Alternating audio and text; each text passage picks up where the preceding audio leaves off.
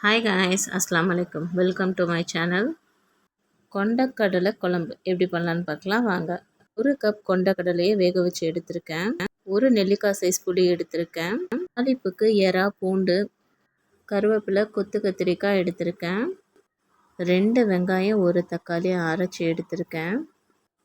புளி கரைச்சி எடுத்திருக்கேன். அரைச்ச வெங்காயம் தக்காளியை புளி கரைசலோடு சேர்த்துக்கலாம். 1 டேபிள் ஸ்பூன் தேங்காய் ஆட் பண்ணிக்கலாம். ஒரு பாத்திரத்தில் ஆயில் ஆட் பண்ணிக்கலாம்.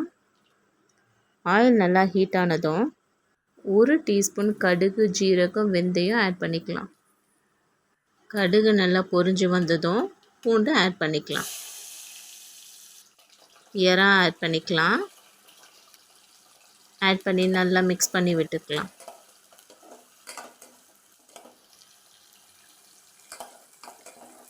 எறா கலர் நல்லா சேஞ்ச் ஆகிருக்கு. இப்போ கொத்து கத்திரிக்காய் ஆட் பண்ணிக்கலாம். ஆட் பண்ணி நல்லா மிக்ஸ் பண்ணி விட்டுக்கலாம். கருவேப்பிலை ஆட் பண்ணிக்கலாம். 1/4 டீஸ்பூன் மஞ்சள்தூள் ஆட் பண்ணிக்கலாம்.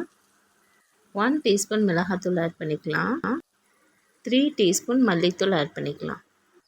தேவையான அளவு உப்பு சேர்த்து நல்லா மிக்ஸ் பண்ணி விட்டுக்கலாம். இப்போ நம்ம வேக வச்ச கொண்டக்கடலையை ஆட் பண்ணிக்கலாம். ஆட் பண்ணி நல்லா மிக்ஸ் பண்ணி விட்டுக்கலாம்.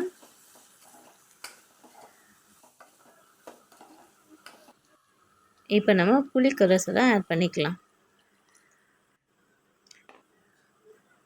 நல்லா கொதிச்சு வந்ததும் இப்போ நம்ம மாங்காவை ஆட் பண்ணிக்கலாம். நல்லா கொதிச்சு வரட்டும். அதோட பச்சை வாசனை போனதுக்கப்புறம் நம்ம ஸ்டவ்வை ஆஃப் பண்ணிக்கலாம். அவ்வளோதாங்க, கொண்டக்கடலை குழம்பு ரெடி.